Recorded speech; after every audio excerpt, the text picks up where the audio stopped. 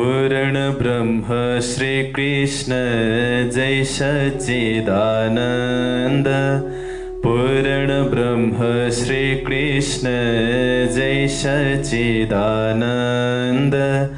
परम धाम की भूमिका आनंद आनंद।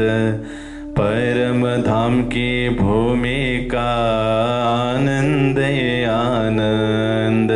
श्री प्राणनाथ निज मूलपति श्री मेहराज सुना। तेज कुंवर श्यामा जुगल को पल पल करूं प्रणाम। तेज कुंवर श्यामा जुगल को पल पल करूं प्रणाम। तारतम सुधा की त्रिखावंतियां निजात्म तारक सुबुद्धि वाले श्रद्धा सुमन भक्ति मगन सुंदर साथ जी, आप सभी के चरण कमल में प्रेम प्रणाम स्वीकार करिए। प्रणाम जी। हम रंगमहल की प्रथम परिक्रमा अंतर्गत 4 दिशा में क्या क्या है वो लोकेशन को देख रहे हैं। कल हमने पूर्व दिशा में चांदनी चौक, नैऋत्य कोण में 16 हांस का चेहबच्चा और दक्षिण दिशा में बटपीपल की चौकी की शोभा को देखी। आज रंगमहल के पश्चिम दिशा और उत्तर दिशा में प्रथम परिक्रमा अंतर्गत क्या क्या शोभा आती है वो देखेंगे। सर्वप्रथम रंगमहल के पश्चिम दिशा में प्रथम परिक्रमा अंतर्गत फूलबाग की शोभा को हम देखेंगे। फूलबाग रंगमहल के चबूतरा से लगता हुआ 1500 मंदिर लंबा और 1500 मंदिर चौड़ा एरिया में सुशोभित है। इसमें 10 के 10 हारे बगीचे हैं, यानी कि कुल 100 बगीचे हैं। कुल 100 बगीचे को बृहद बगीचा माना गया है क्योंकि इसके अंतर्गत अन्य छोटे बगीचे भी हैं। सर्वप्रथम जहां बगीचा होता है वहां रोज होती है, वहां नहर होती है, वहां चेहबच्चे होते हैं, वहां पेड़ होते हैं। इन सारी शोभाओं को हम धीरे धीरे देखते जाएंगे। सर्वप्रथम फूलबाग में कितनी रोज है, कितनी नहर है, उसकी शोभा देखेंगे। 10 की 10 हारे बृहद बगीचा में 10 की 11 हारे और 11 की 10 हारे रोज हैं, यानी कि 110 रोज है, यानी कि 220 रोज है। 220 रोज में 220 नहरें शोभा ले रही है। एक बृहद बगीचा की लंबाई चौड़ाई 150 मंदिर है। फूलबाग की लंबाई 1500 मंदिर है, तो 1500 मंदिर में 10 बगीचे हैं। इसका मतलब एक बगीचा की लंबाई चौड़ाई 150 मंदिर होती है। अब एक बगीचा के अंदर क्या क्या है वो शोभा को देखेंगे। एक बृहद बगीचा के अंदर 4 के 4 हारे बगीचे, 3 की 3 हारे चेहबच्चे और 4 की 3 हारे, 3 की 4 हारे रोज शोभा ले रही है, यानी कि 16 छोटे बगीचे, 9 चेहबच्चे और 24 रोशें शोभा ले रही है। अब एक छोटा बगीचा का वर्णन करेंगे। एक छोटा बगीचा में 13 की 13 हारे फूल के वृक्ष है। ये फूलबाग है, इसलिए इसमें फूल के वृक्ष है। एक वृक्ष और दूसरा वृक्ष बीच की दूरी 3 मंदिर की है। 13 हारे फूल की वृक्ष है तो उसमें 12 संधियां हैं। एक संधि की दूरी 3 मंदिर की है। तो 12 संधि की 12 गुना 3 36 मंदिर हुआ। यानी कि एक छोटा बगीचा की लंबाई चौड़ाई 36 मंदिर है। ये 4 की 4 हारे होने से लंबाई और चौड़ाई की ओर जाएं तो 4 बगीचे मिलेंगे। 36 गुना 4 144 होता है। एक छोटा बगीचा और दूसरा छोटा बगीचा के बीच की दूरी एक मंदिर की है, तो 3 संधियां हुई।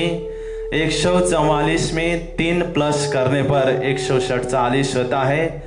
ये 147 मंदिर की जगह में फूल के वृक्ष है। एक बृहद बगीचा की लंबाई चौड़ाई 150 मंदिर में से 147 मंदिर का हिसाब हमने देखा। अब 3 मंदिर का हिसाब देखेंगे। 150 मंदिर इस तरह से आता है। मध्य नहर से मध्य नहर तक की दूरी 150 मंदिर है। बगीचा के किनार से मध्य नहर तक जाए तो 1.5 मंदिर होता है। बगीचे के दोनों तरफ 1.5 मंदिर को लें तो 3 मंदिर होता है। आपको जानकारी दूं कि एक बृहद बगीचा और दूसरा बृहद बगीचा बीच की दूरी 3 मंदिर की है। बीच में नहर चल रही है। नहर के दोनों तरफ रोस है। रोस में भी रोस एक मंदिर की है। एक मंदिर में से बीच के 50 हाथ में फूल के बगीचे हैं। 25 हाथ में रोस ही है। वहां से चलकर हम फूलों की शोभा देख सकते हैं। इस तरह हमने 100 बृहद बगीचा को देखा। एक बृहद बगीचा के अंदर क्या क्या है उसकी शोभा भी देखी। अब हम फूलबाग में कुल कितने चेहे बच्चे हैं उसका हिसाब देखेंगे, क्योंकि जहाँ पर बगीचा होता है वहाँ चेहे बच्चे होते हैं। जहाँ चेहे बच्चे होते हैं वहाँ फुहारे होते हैं, और फुहारे ऊपर उछल कर नीचे आने की शोभा तो वर्णन में नहीं आ सकती। जैसे कि आपने सुने 10 की 10 हारे बृहद बगीचे हैं, तो उसके अंदर 9 की 9 हारे चौक हैं। 9 की 9 हारे चौक में 9 की 9 हारे चेहे बच्चे हैं। 81 चेहे बच्चे हुए। एक बृहद बगीचे के अंदर 9 चेहे बच्चे हैं। ऐसे बृहद बगीचे 100 है, इसलिए 9 गुना 100 बराबर 900 चेहे बच्चे होते हैं। अब किनार में कितने चेहे बच्चे हैं वो देखेंगे। दक्षिण पश्चिम और उत्तर दिशा के किनार में 9 चेहे बच्चे हैं, तो 9 तिया 27 चेहे बच्चे हैं। 4 कोण में 16 हाथ के 4 चेहे बच्चे हैं, उसमें 4 प्लस होता है। और धाम चबूतरा की ओर यानी कि पूर्व की ओर बाहरी किनारे में 3000 चेहे बच्चे हैं। 1500 मंदिर की दूरी में 3000 चेहे बच्चे हैं, तो एक चेहे बच्चा और दूसरा चेहे बच्चा के बीच की दूरी 50 हाथ है, यानी कि आधा मंदिर है। इस प्रकार फूलबाग की मुख्य शोभा हमने देखी। फूलबाग में और एक शोभा झलकती हुई मिलेगी, वो है फूलबाग के नीचे नूरबाग है। नूरबाग के पश्चिम दिशा में अन्नवन है। अन्नवन में बड़े वन के 5 वृक्ष की शोभा निहार सकते हैं। वृक्ष की 5 भूम छठी चांदनी है। वृक्ष की लंबी लंबी टालियां फूलबाग के ऊपर झूल रही है। अत्यंत शोभा इन बन की ए जो आए मिल्या फूलबाग, फूलबाग हिंडोले ए बन तू देख खूबे कछु जाग। अत्यंत शोभा इन वन की, यानी कि बड़े वन के 5 वृक्ष की शोभा अत्यंत है। ए जो आए मिल्या फूलबाग, उसकी लंबी लंबी डालियां फूलबाग के ऊपर आकर झूल रही हैं। फूलबाग हिंडोले ए वन तू देख खूबी कछु जाग। और डालियों में हिंडोले भी लगे हुए हैं।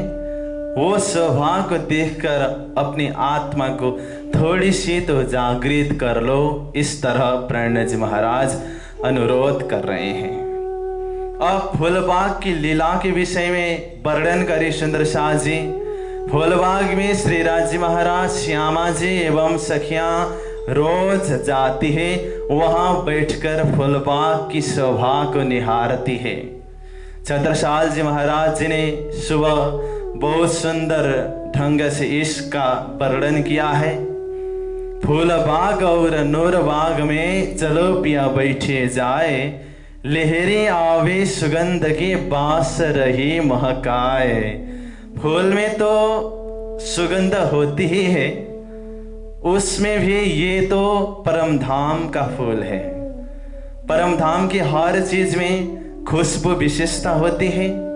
फूल स्वतः खुशबूदार होता है, उसमें भी परम धाम का फूल होने से और ज्यादा खुशबू महकता है।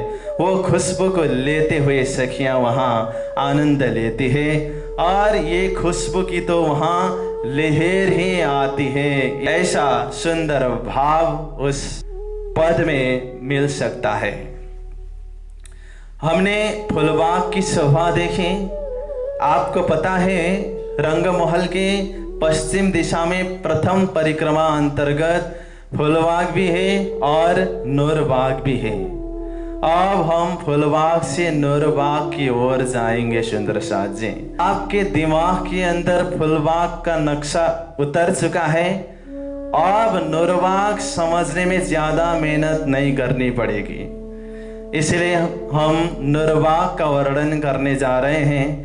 तो फूलबाग से नूरबाग तक कैसे जाएं?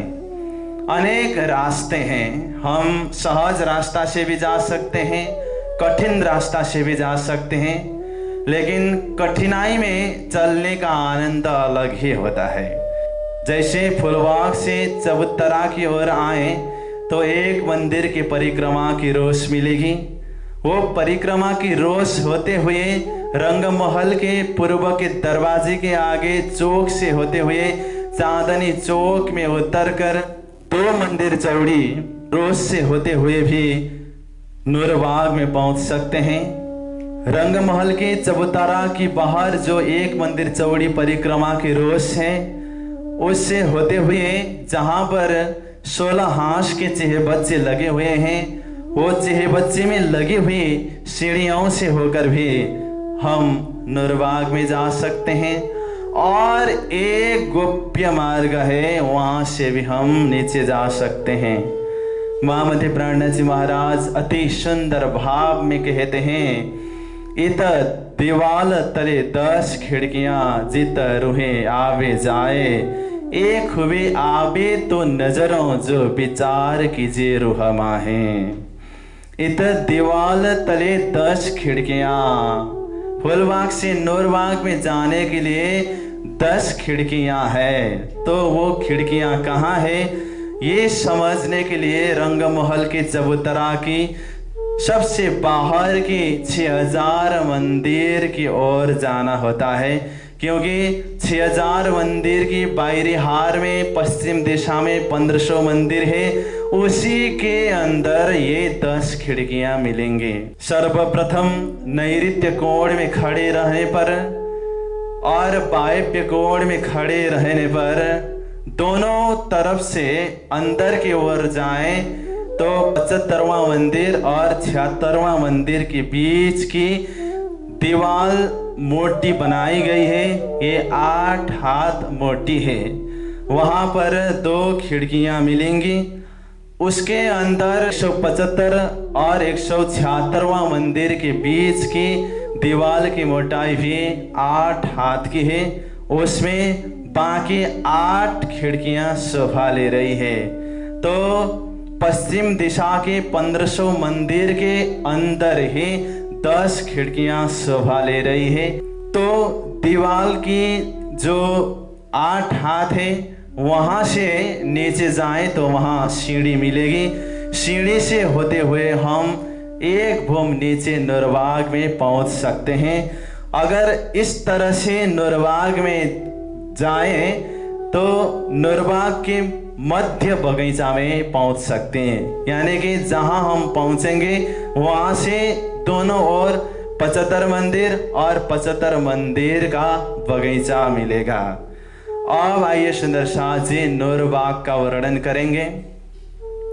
नूरबाग की चांदनी में फूलबाग है, इसीलिए नूरबाग की लंबाई चौड़ाई भी जितनी फूलबाग की लंबाई चौड़ाई थी उतनी ही है, यानी कि 1500 मंदिर है, लंबाई चौड़ाई भी 1500 मंदिर है। बाकी सारी शोभा एक ही जैसी है, और जहां जो एक्स्ट्रा विशेषता है, जहां पर जो विशेषता प्लस है उसका वर्णन करूंगा। बाकी सारी शोभा का वर्णन फूलबाग का जैसा ही समझने की कष्ट करे सुंदर शाह जी। वहां पर चेह बच्चा की संख्या में बदलाव आया है, और ये नूरबाग होने से नूर का मतलब होता है प्रकाश। प्रकाश किस चीज का प्रकाश है? नूरबाग में लौह स्तंभ का प्रकाश है। वैसे तो परम धाम की हर चीज में नूर की विशेषता है, लेकिन नूर बाग होने से, बाग यानी कि जहां गंज सबसे ज्यादा मिलती है उसको बाग बोलते हैं, उसको भंडार बोलते हैं, उसको अंबार बोलते हैं। तो नूरबाग में प्रकाश का भंडार है, और ये प्रकाश किस चीज का है? लौह स्तंभ यानी कि फील पाए का है। सर्वप्रथम चेह बच्चा की संख्या देखेंगे, उसके बाद लौह स्तंभ की संख्या देखेंगे। फूलबाग में कुल चेह बच्चा की संख्या 4012 था, लेकिन नूरबाग में चेह बच्चा की संख्या 1017 होता है। अब इसका हिसाब भी देखे सुंदर शाह जी। जैसे 10 की 10 हारे बगीचे के अंदर 9 की 9 हारे चौक है, प्रत्येक चौक में एक चेह बच्चा है, तो 81 चेह बच्चे बगीचे के अंदर है। यहाँ 4 कोण के 4 चेह बच्चा का हिसाब नहीं आता, क्योंकि इसका हिसाब फूलबाग में हो चुका है। अब किनार के हर किनार में 9 चेह बच्चे हैं, इसलिए 9 गुना 4 बराबर 36 भी प्लस करना पड़ेगा। और एक बृहद बगीचा के अंदर 9 चेह बच्चे हैं, ऐसे बृहद बगीचा 100 है। 100 बगीचा के 9 से चेह बच्चे हुए, 900 प्लस 36 प्लस 81 बराबर 1017 इसकी संख्या होती है। अब आइए सुंदर शाह जी लौह स्तंभ यानी कि फीलपाई की संख्या। एक नूरबाग के चारों ओर 600 लौह स्तंभ शोभा ले रहे हैं, क्योंकि प्रत्येक बगीचा की लंबाई चौड़ाई 150 मंदिर है। एक किनार में 150 लौह स्तंभ है, तो 4 किनार होता है, 4 किनार के 600 लौह स्तंभ है। एक बगीचे में 600 लौह स्तंभ है, तो ऐसे बगीचे कितने हैं? 100 है, 100 है। 100 बगीचे के 600 गुना 100 बराबर 60,000 लौह स्तंभ फील पाए होते हैं। किनार में भी फील पाए हैं, प्रत्येक किनार में 1500 फील पाए हैं। 4 किनार के 1500 गुना 4 बराबर 6000 फील पाए हुए। 60,000 प्लस 6000 बराबर 66,000 फील पाए लौह स्तंभ वहां शोभा ले रहे हैं। फूल की अपनी शोभा तो है ही, उसमें नूर की शोभा भी बढ़ गई है, इसलिए नूरबाग की शोभा अकथनीय है। ये तो देखते ही बनती है। जब हम वहां पर जाएंगे, वो शोभा को अपनी आंख से देखेंगे, तब हृदय में कुछ शोभा की झलक उतरती है। सुंदर शाह जी, हमने फूलबाग और नूरबाग की शोभा को देखी। ये रंगमहल के चबूतरा के पश्चिम दिशा की प्रथम परिक्रमा की शोभा है। अब आइए सुंदर शाह जी उत्तर दिशा की ओर जाएं। अब हम लाल चबूतरा, खड़कली और ताड़वन का वर्णन करेंगे। सर्वप्रथम लाल चबूतरा का वर्णन करेंगे। लाल चबूतरा की लंबाई 40 हाथ है, चौड़ाई 1 हाथ है। यानी कि रंगमहल के उत्तर दिशा में 1500 मंदिर में से 1500 मंदिर में 50 हाथ होता है। 50 हाथ में से 40 हाथ की एरिया में लाल चबूतरा आया है। यानी कि लाल चबूतरा की लंबाई 1200 मंदिर है, चौड़ाई 1 हाथ यानी कि 30 मंदिर है। यहाँ लाल चबूतरा रंगमहल के चबूतरा में मिलकर आया है। यानी कि लाल चबूतरा की ऊंचाई भी परम धाम की जमीन से 1 भौम है। इसलिए जमीन से लाल चबूतरा में जाने के लिए अनेक प्रकार के चांदे लगे हुए हैं। उत्तर की ओर 40 हाथ में 40 चांदे लगे हुए हैं। चांदे के दोनों ओर सीढ़ियां लगी हुई हैं और पूर्व और पश्चिम दिशा में भी एक एक चांदे शोभा ले रहे हैं। तो कुल 42 चांदे वहां पर शोभा ले रहे हैं। अब लाल चबूतरा की शोभा कैसी है उसका वर्णन करेंगे। जैसे मैंने पहले ही बताया, लाल चबूतरा की लंबाई 1200 मंदिर है। तो 1200 मंदिर की जगह में अगर रंगमहल के दीवार की ओर दृष्टि डाल के देखें तो एक मंदिर में 3 दरवाजे दिखाई देंगे। तो 1200 मंदिर के 1200 गुना 3 3600 दरवाजे दिखाई देंगे। महामती प्राणनाथ जी महाराज कहते हैं, इत बिछौने दुलीजे ऊपर शोभित सिंहासन, शोभे कई भांतों छत्रियां, कब हक देवे हादी रुहन। प्रत्येक हाथ में अलग अलग गलीचा बिछाया गया है। गलीचा के मध्य में सिंहासन शोभा ले रहा है। चारों ओर कुर्सियां रखी गई है, ऊपर छतरी शोभा ले रही है। और इसमें भी ऊपर में बड़े वन के वृक्षों की अनेक प्रकार की छतरी शोभा ले रही है। उसकी शोभा अपरंपार है। लाल चबूतरा में बैठकर पशु पंछियों का खेल तमाशा देखने की लीला होती है। पशु पंछी बड़े वन में खेल तमाशा करते हैं। वहाँ अनेक प्रकार के चौगान है, अनेक प्रकार के खेलने की जगह है, विलास के स्थल है। वहाँ पर पशु पंछी खेल तमाशा करते हैं। क्योंकि 1200 मंदिर की जो जगह है उसके उत्तर दिशा में 41 के 41 हारे बड़े वन के वृक्ष हैं। बड़े वन के वृक्ष में अनेक जगह में अनेक प्रकार के पशु पंछी लीला करते हैं। महामती प्राणनाथ जी महाराज कहते हैं, बड़ा वन ऊंचे हिंडोले तले, हाथी जात आवत, कहूं केते बड़े जानवर, इन चौगान खेल करत। वन जहां है वहां हिंडोले तो होती है। तो हिंडोले में सखियां सैर करती है, झूलन लीला करती है, झूलने का आनंद लेती हैं। ऊपर सखियां झूलते समय नीचे हाथी इधर उधर सैर करता है। तो इसकी शोभा भी अपरंपार है। वैसे तो बड़े वन में सिर्फ हाथी ही नहीं है, अनेक प्रकार के पशु पंछी है। आगे महामती प्राणनाथ जी महाराज कहते हैं, हाथी घोड़े बैल बकर सांवर चित्तल हरन, मेड़े पाड़े पशवाड़े कई खेले ऊँट अरन। हाथी है, घोड़े है, बैल है, गाय है, अनेक प्रकार की पशु पंछियां हैं, जानवर है। वे खेल करते हैं, वे तमाशा करते हैं, सखियों को खुश करते हैं, राज्य महाराज को प्रमोदित करते हैं।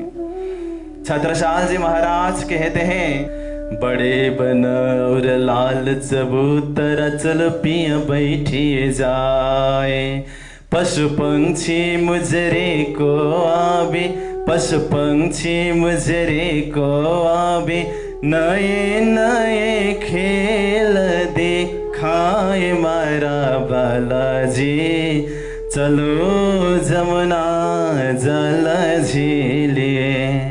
आज एक हाथी और खरगोश का युद्ध हो रहा है। खरगोश एक जवेर का चले रूहों के मनसो, बड़ा फील लड़े अरसका, कहो कौन जीते नमो। दोनों की प्रतिस्पर्धा होती है, प्रतियोगिता होती है, लेकिन सखियां शर्त लगाकर, सखियां होड़ लगाकर वो शोभा को देखती है, युद्ध करते हैं पशु पंक्षी, वहां के जानवर, जीत होती है सखियों की। ये अद्भुत लीला वहां देखने को मिलती है। और ये जानवर की ताकत के विषय में तो क्या बात करें, उसकी तो कोई वर्णन ही नहीं है, क्योंकि वो जागृत के है। ये सपना के जो भी दृष्टांत दें, जागृत तक पहुंचता नहीं। महामती प्राणजी महाराज ने खुलासा ग्रंथ में तुला का प्रकरण रखा है। तुला का प्रकरण में इस प्रकार का भाव मिलता है कि सपना और जागृत में क्या अंतर होता है। जानवर की बात आ रही है, इसलिए मैं जानवर का ही प्रसंग जोड़ रहा हूं। संसार में देखें तो संसार में जो आम मनुष्य होता है, आम इंसान होता है, उससे बड़े ही नासुद के हनुमान, बाली, अंगद, सुग्रीव आदि बलवंत है। ये अगर चाहे तो पहाड़ को उठा सकते हैं। हम सबको पता है कि हनुमान जी ने संजीवनी एक पहाड़ को ही उठाकर लाए थे। इनकी ताकत का कोई हिसाब नहीं है, लेकिन इनकी ताकत भी गरुड़ के सामने गौड़ होता है। गरुड़ जो पंछी होता है, ये गरुड़ की ताकत बहुत बड़ी होती है। क्यों? क्योंकि भगवान विष्णु का वाहन क्या है? गरुड़ है। भगवान विष्णु गरुड़ में सवार होकर चलते हैं। भगवान विष्णु कौन है? 14 लोक के मालिक है। 14 लोक भगवान विष्णु के ऊपर है। 14 लोक को भगवान विष्णु संचालन करते हैं। 14 लोक का भार भगवान विष्णु वहन करते हैं। तो भगवान विष्णु गरुड़ के ऊपर बैठते हैं, तो गरुड़ की ताकत कितनी होगी? ये मन की गति में चलता है और भगवान के आज्ञाकारी अनुसार के रूप में सेवा करता है। गरुड़ की ऐसी ताकत होती है। हमने सपना की तुलना की, और सपना और जागृत की तुलना करेंगे तो गरुड़ की ताकत तो हमने देखी। सामने में अगर जबराइल जानवर रख दिया जाए तो गरुड़ की ताकत कुछ भी नहीं होती, क्योंकि ये जबराइल जो जानवर है, ये 12,000 ब्रह्मात्माओं को और 24,000 ईश्वरी आत्माओं को दोनों पैर में रख करके जबर तक पहुंचता है। ये काल निरंजन को भी पार करता है, ये सपने के एरिया को भी पार करता है, बेहद तक को भी पार करके ये अक्षर तक पहुंचता है। ऐसी ताकत जबराइल जानवर की होती है। लेकिन ये जबराइल भी परम धाम के अंदर नहीं जा सकता। हम सबको पता है, मोहम्मद साहब ने जब खुदा का दर्शन किया, वे भी जबराइल में चढ़ करके गए थे, लेकिन जबरत पार पहुंच नहीं सके।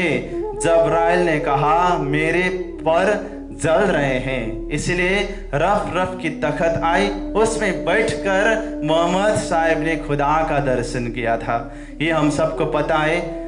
मेरा मतलब जबराइल पंछी जबरत से आगे जा नहीं सकता, लेकिन परम धाम में तो अनेक प्रकार के पंछियां हैं, अनेक प्रकार के जानवर हैं, तो इनकी ताकत कितनी होगी वो समझाने के लिए दृष्टांत दिया जा रहा है। महामती प्राणजी महाराज परिक्रमा ग्रंथ में कहते हैं, परम धाम के एक छोटा से भी छोटा पंछी का पर से निकली हुई हवा से 14 लोग विश्व ब्रह्मांड उड़ जाते हैं। बोलो श्री कृष्ण कन्हैया लाल की। ऐसी ताकत इन पशु पंक्षियों में होती है। तो ऐसे ऐसे जानवर, ऐसे ऐसे पंक्षियां वहां खेल कर रही है, तो वो कितना रहस्यमय होगा, कितना अद्भुत होगा। ये तो सोई देखे आत्म देखनहार, जो आत्मा दृष्टि से देखता है वो ही इस शोभा को अनुभव कर सकता है। हम कहां पर हैं? हम लाल चबूतरा में हैं। हमने लाल चबूतरा की शोभा देखी। अब हम जा रहे हैं ताड़वन में। लाल चबूतरा के पूर्व दिशा में 10 हांस की जगह है, वहां ताड़वन आया है, क्योंकि 1500 मंदिर 50 हांस में से 40 हांस में लाल चबूतरा है, वो 10 हांस में ताड़वन है। ताड़वन की लंबाई 17 हांस है, चौड़ाई 10 हांस है। अब ताड़वन में कितने बगीचे हैं, कितने रोस हैं, कितने चेहे बच्चे हैं, कितने पेड़ हैं, कितने हिंडोले हैं, इसका हिसाब देखेंगे। सर्वप्रथम ताड़वन में बगीचा की संख्या देखेंगे। ताड़वन में 17 के 10 हारे बगीचे सुशोभित हैं। 17 गुना 10 बराबर 170 बगीचे हुए। लेकिन एक बगीचा की जगह को लेकर खड़ोकली आया है, इसलिए एक बगीचा उसमें माइनस होता है। टोटल 169 बगीचा का हिसाब होता है। हमने बगीचा का हिसाब देखा। अब रोज की संख्या देखेंगे। रोज की संख्या वहां पर 18 की 10 हारे और 17 की 11 हारे रोज हैं। 17 गुना 11 बराबर 197 होता है। 18 गुना 10 बराबर 180 होता है। 197 प्लस 180 बराबर 367 होता है। उसमें एक रोज माइनस होता है खड़ोकली के कारण, तो 366 वहां पर रोज शोभायमान है। अब उसमें कितने चेहे बच्चे हैं उसका हिसाब देखेंगे। 17 की 10 हारे बगीचे में 16 की 9 हारे चेहे बच्चे हैं। 16 गुना 9 बराबर 144 होता है। और बाहर किनार में 54 चेहे बच्चे हैं। कुल मिलाकर 198 चेहे बच्चे वहां शोभा ले रहे हैं। अब एक बगीचा की शोभा देखेंगे।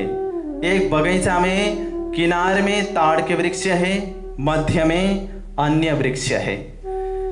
ताड़वन की विशेषता बोले, ताड़वन की शोभा बोले, ताड़वन में ताड़ के वृक्ष से ज्यादा अन्य वृक्ष है। जैसे एक बगीचा की बात करें तो एक बगीचा में ताड़ के 30 चौको 120, 30 चौको 120 ताड़ के वृक्ष है। एक किनार में 30 वृक्ष है तो 4 किनार के 120 वृक्ष हुए।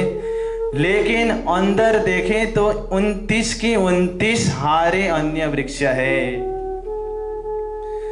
संख्या में अन्य वृक्ष ज्यादा है, ताड़ का वृक्ष कम है, फिर भी वन का नाम ताड़वन आया है, क्योंकि ताड़ के वृक्ष की शोभा अनोखी है, इसकी शोभा अलग सी है, इसलिए वन का नाम ही ताड़वन आया।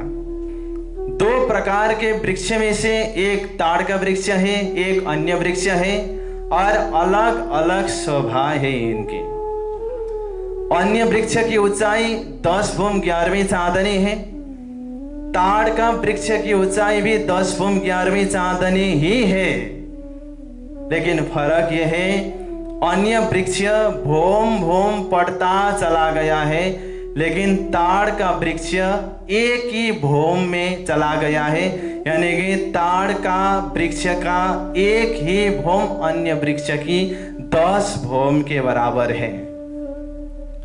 अब ताड़ के वृक्ष के हिसाब करेंगे। एक बगीचा में 120 ताड़ के वृक्ष है, तो ऐसे बगीचे कितने हैं? 169 है। 120 गुना 169 बराबर 20,280 होता है। ये अंदर में शोभित ताड़ के वृक्ष है।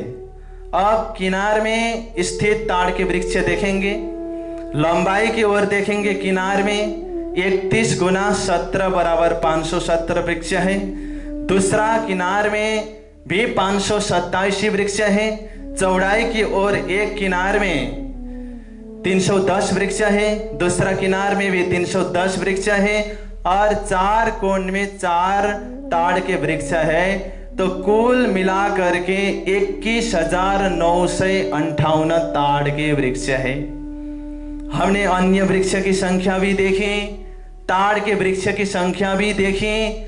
अब उसमें लगे हुए हिंडोलों की शोभा देखेंगे, क्योंकि ताड़ वन की शोभा ही हिंडोला में है। इसलिए एक वृक्ष के अंदर देखें जहां पर 29 की 29 हारे वृक्ष लगी हुई है। हिंडोला के विषय में अनेक अनेक चिंतन है, अनेक अनेक भाव है। कितने चिंतक ऐसा बोलते हैं कि वहां पर 30 की 30 हारे चौक है, यानी कि 900 चौक है। 900 चौक में से एक चौक में 2 हिंडोले हैं, तो 900 चौक के 1800 हिंडोले हुए और वृक्ष की ऊंचाई 10 बोम है। 1800 गुना 10 बराबर 18,000 हिंडोले एक बगीचे में है। ऐसे 169 बगीचे हैं। 18,000 गुना 169 बराबर 30,42,000 हिंडोले होते हैं। और ताड़ के वृक्ष में लगे हुए हिंडोले भी हैं। हमने 166 रोज का ऐसा पहले ही किया है। तो ताड़ के वृक्ष में किस तरह से हिंडोले लगे हुए हैं उसकी शोभा भी देखेंगे। 2 बगीचा के बीच में एक हिंडोला शोभा ले रहा है, यानी कि 2 ताड़ के बगीचे जो है उसके बीच में नहर चलती है। नहर के ऊपर हिंडोला झूलता है। 31 वृक्ष में से मध्य के 16वां वृक्ष में मेहराब लगी हुई है।